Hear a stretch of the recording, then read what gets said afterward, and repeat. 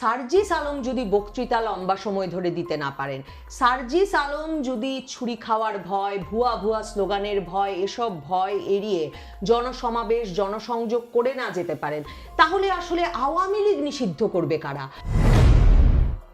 আজকের এই নবনীতা চৌধুরীর বয়ান থেকে আমি আসলে আনুষ্ঠানিক অনুরোধ জানাতে চাই বাংলাদেশ সেনাবাহিনী এবং সেনাপ্রধানকে, যাতে বাংলাদেশের রাজনীতির অত্যন্ত গুরুত্বপূর্ণ নেতা, তরুণ নেতা সার্জিস আলম, এনসিপির উত্তরাঞ্চলের মুখ্য সংগঠক, তার নিরাপত্তার জন্যে সেনাবাহিনী মোতায়েন করা হয়।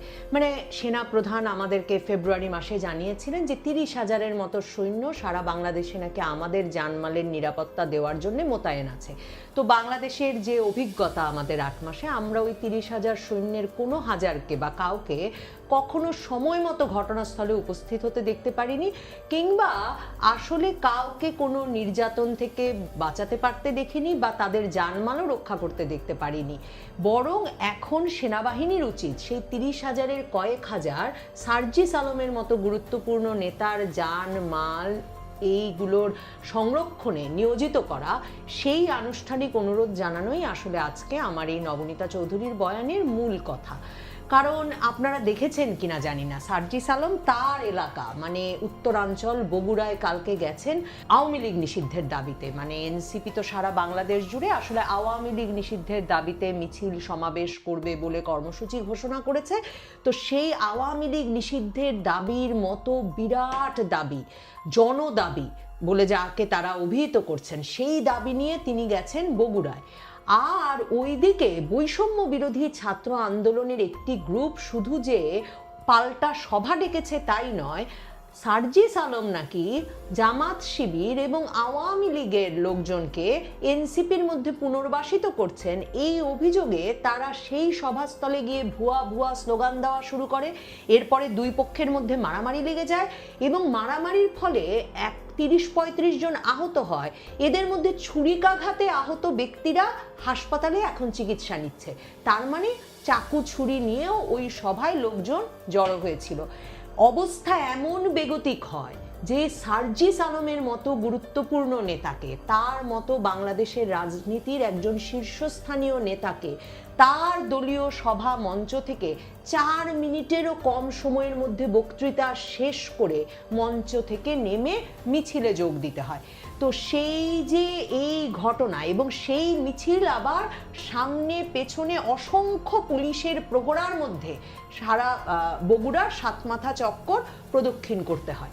তো এই অবস্থায় তো আসলে রাজনীতি করা যায় না। সার্জিস আলমের মতো নেতা যদি রাজনীতি করতে না পারেন, তাহলে আসলে সেনাবাহিনী টিকবেন কি করে, মানে সেনা প্রধান টিকবে কি করে? কারণ ভুলে তো যাওয়া যায় না, কদিন আগে যখন হাসনাত আবদুল্লাহ বললেন যে সেনা প্রধান নাকি এমন ধৃষ্টতা দেখিয়েছেন যে তিনি বলেছেন একটা রিফাইন্ড আওয়ামী লীগ তৈরি করতে হবে এবং আওয়ামী লীগকে নির্বাচনে আসতে দিতে হবে। তো হাসনাত আবদুল্লাহ একদম হুমকি দিয়ে দিয়েছেন ফেসবুকে। তখন সেনাপ্রধান আপনার পাশে কে দাঁড়িয়েছিলেন? আপনার পাশে দাঁড়িয়েছিলেন এই সার্জিস আলম। তিনি বলেছিলেন রাজপথে যখন ওয়াকার না হাসনাত, ওয়াকার না হাসনাত এমন স্লোগান চলছে এবং জনমনে এমন একটা আশঙ্কা বা আশাবাদ, যে অবস্থা প্রায় এমন যে মনে হচ্ছিল সেনাপ্রধানের পদ থেকে ওয়াকারুজ্জামানকে সরিয়ে সেখানে হয়তো ডক্টর ইউনূস একজন ছাত্র প্রতিনিধি বসিয়ে দেবেন, হয়তো হাসনাতকে বসিয়ে দেবেন। এমন বেগতিক অবস্থা থেকে তো আপনাকে রক্ষা করতে চেষ্টা করেছিলেন এই সার্জিস আলম। সার্জিস আলম তখন বলেছিলেন একদম উচিত হয়নি, একজন সিনিয়র লোক আমাদেরকে কি বলেছেন ব্যক্তিগত সম্পর্কের জেরে সেই প্রসঙ্গ ফেসবুকে ফাঁস করে দেওয়া উচিত হয়নি। তো তখন আবার এনসিপিরই আরেক নেতা হান্নান মাসুদ বলেছিলেন তো যদি এটা এমনই চাপ প্রয়োগ করা কথা না হয়, সেনাপ্রধানের সিনিয়র হিসেবে কথা হয়, আর হাসনাত আবদুল্লাহ বলছেন সেনাপ্রধান এরকম একটা চক্রান্ত করছেন, তাহলে নিশ্চয়ই হাসনাত এবং সার্জিসের মধ্যে যে কোনো একজন মিথ্যা কথা বলছেন। এই যে এনসিপির ভেতরের লোকজন মুখ খোলা শুরু করলো এই হাসনাত আর সার্জিসের বিরুদ্ধে, সেই মুখ খোলা কিন্তু আর বন্ধ হয়নি। এনসিপি এখন পর্যন্ত একটা মাত্র তাদের কমিটির সভা করতে পেরেছে ঢাকা শহরে। সেই সভা প্রায় 9 ঘন্টা ধরে চলেছে এবং 9 ঘন্টা ব্যাপী ওই সভার বেশিরভাগ সময় আলোচনা হয়েছে সার্জিস এত টাকা বানালেন কি করে, সার্জিস কি করে 150 গাড়ি নিয়ে তার এলাকায় যান, এবং সেই আলাপ পরে একটা তদন্ত কমিটি গঠনের মধ্য দিয়ে এনসিপিকে শেষ করতে হয়েছে। তার মানে এনসিপির গুরুত্বপূর্ণ নেতা সার্জিস আলম একদিকে তার এলাকায় গিয়ে 4 মিনিট বক্তৃতা দিতে পারছেন না আরাম করে আওয়ামী লীগের বিরুদ্ধে, অন্যদিকে তারা যখন তাদের রূপায়ণ টাওয়ারের সুন্দর অফিসে দলের আলোচনায় বসতে চাইছেন সবাই মিলে, তখন আলোচনা সবসময় সার্জিস আলম কিভাবে এত টাকা বানিয়েছে সেই জায়গায় গিয়ে উপস্থিত হচ্ছে। সার্জিস আলম এর মধ্যে বলেছেন যে তিনি খুব ধনাঢ্য পরিবারের ব্যক্তি, যদিও আগে আমরা শুনেছিলাম যে তাকে নাকি হলে টিকে থাকতে, ঢাকা বিশ্ববিদ্যালয়ের হলে টিকে থাকতে, গণরুমে টিকে থাকতে বেচারাকে নাকি ছাত্রলীগ করতে হচ্ছিল। তো উনি যে ধনাঢ্য পরিবারের ব্যক্তি, উনার দলের ভেতরেই এটা কেউ বিশ্বাস করে নাই, বরং পাল্টা সেই দলীয় সভায় তারা ফাঁস করে দিয়েছে যে শুধুমাত্র সার্জিস না, সার্জিসের বন্ধু বলে হঠাৎ করে আন্দোলন সংগ্রামে নাকি কোনো তার ইনভলভমেন্ট ছিল না, কোনো সম্পৃক্ততা ছিল না। তানভীর নামে এক দরবেশের চেহারার যে ব্যক্তি উপস্থিত হয়েছেন এবং তিনি গিয়ে পাঠ্যপুস্তক ছাপানোর কাগজ বিক্রির কমিশন থেকে যে 400 কোটি টাকা বানিয়ে ফেলেছেন তার বিরুদ্ধেও ব্যবস্থা নিতে হবে। দলে সার্জিসের অবস্থা এমন বেগতিক হয়েছে যে তিনি কিন্তু তার বন্ধু তানভীরকে বাঁচাতে পারেন নাই। তানভীরকে এনসিপি বহিষ্কার করেছে ওই অভিযোগের প্রেক্ষিতে যে তিনি শুধুমাত্র পাঠ্যপুস্তক বোর্ডে কাগজ বেচে 400 কোটি টাকা বানিয়ে ফেলেছেন। এখন সার্জিস আলম ফেসবুকে স্ট্যাটাস দিয়েছেন যে কেউ যদি প্রমাণ করতে পারেন যে তিনি দুর্নীতিতে জড়িত তাহলে তিনি আর একদিনও রাজনীতি করবেন না, এবং এই ক্ষেত্রে তিনি বিশেষভাবে আহ্বান জানিয়েছেন গণ অধিকার পরিষদ, মানে ওই যে ভিপি নুরুল হক নুরুর যে দল, গণ অধিকার পরিষদের সাধারণ সম্পাদক রাশেদ খান, যিনি টকশোতে গিয়ে গিয়ে সার্জিসের টাকা বানানো, এনসিপি নেতাদের টাকা বানানো, তানভীরের টাকা বানানো এসব নিয়ে কথা বলছেন, তার প্রতি আহ্বান জানালেন যে রাশেদ খান যদি প্রমাণ করতে পারেন তাহলে আসলে তিনি রাজনীতি ছেড়ে দেবেন, সার্জিস রাজনীতি ছেড়ে দেবেন, যে সার্জিস দুর্নীতি করেছেন। রাশেদ খান উল্টো ফেসবুকে স্ট্যাটাস দিয়ে আর বিভিন্ন টেলিভিশনে গিয়ে প্রমাণ সহ হাজির করা শুরু করলেন যে সার্জিসের বন্ধু পরিচয়ে কি করে তানভীর ঢুকে পড়েছে এই এনসিপির ভেতরে, কিভাবে তানভীরকে টাকা বানানোর জন্য পাঠ্যপুস্তক বোর্ডে ঢোকানো হয়েছে, কিভাবে প্রাডো গাড়ির জন্য ঢাকা বিশ্ববিদ্যালয় এলাকায় হাসনাত আর সার্জিসেরা অপেক্ষা করতেন আর কে সেই প্রাডো গাড়ি নিয়ে আসতো, এই সকল কথা দিয়ে তিনি ফেসবুক স্ট্যাটাস দিয়ে দিয়েছেন এবং বলেছেন তার পক্ষে, সার্জিসের পক্ষে দাঁড়ানো সম্ভব না। তার মানে সার্জিসের শত্রু এখন শুধু এনসিপির ভেতরে না, নুরুল হক নুরুর দল, মানে 2018 কোটা আন্দোলন থেকে তৈরি হওয়া যে দল, সে দলের ভেতরেও তার বিরুদ্ধে শত্রু দাঁড়িয়ে গেছে। এই হাসনাত আর সার্জিস সেই আগস্ট থেকেই বারবার শুধু বলেন কারা জানি তাদের মেরে ফেলতে চায়, কারা জানি তাদের মেরে ফেলতে চায়। আপনারা লক্ষ্য করেছিলেন কিনা জানি না, অনেকে নিশ্চয়ই লক্ষ্য করেছিলেন আমার মতোই যাদের সন্দেহ বাতিগ্রস্ত মন, এই হাসনাত সার্জিসরা যখন 70 টাকায় হলে দিন কাটানোর সেই কষ্টকর জীবন থেকে বেরিয়ে এসে নিয়মিত দামি দামি গাড়িতে চড়ে সারা বাংলাদেশ দাপড়ে বেড়ানো শুরু করলেন, তাদের মববাজি শুরু করলেন, তখন প্রায়শই তাদের গাড়িতে নাকি কারা ধাক্কা দিতে চাইতো আর তারা জিডি ফাইল করতেন, ফেসবুক স্ট্যাটাস দিতেন এবং বলতেন জীবনের হুমকির মুখেও তারা আসলে তাদের কাজ চালিয়ে যেতে চান।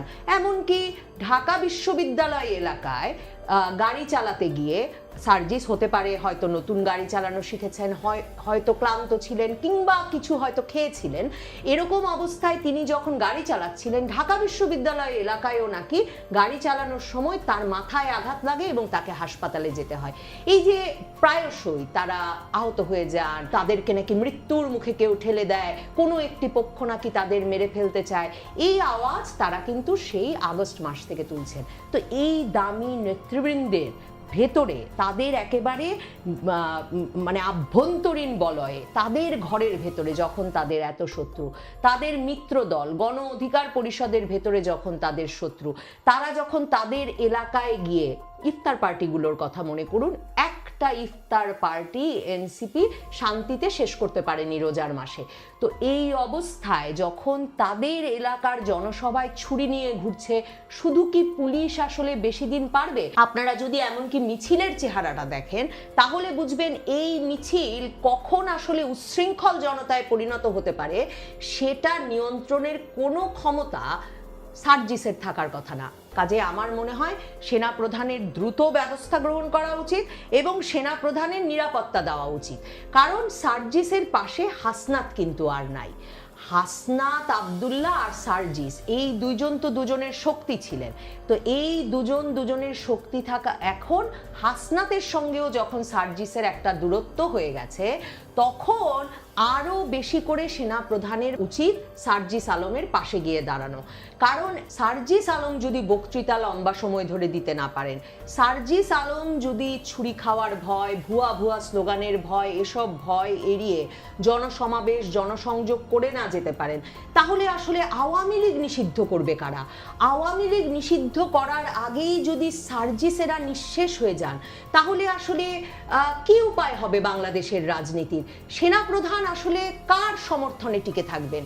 এই অবস্থায় আসলে সেনাপ্রধানের ব্যবস্থা নেওয়া উচিত, পাশে দাঁড়ানো উচিত। এই কথাটুকু বলতেই আসলে আজকের নবনীতা চৌধুরীর বয়ান।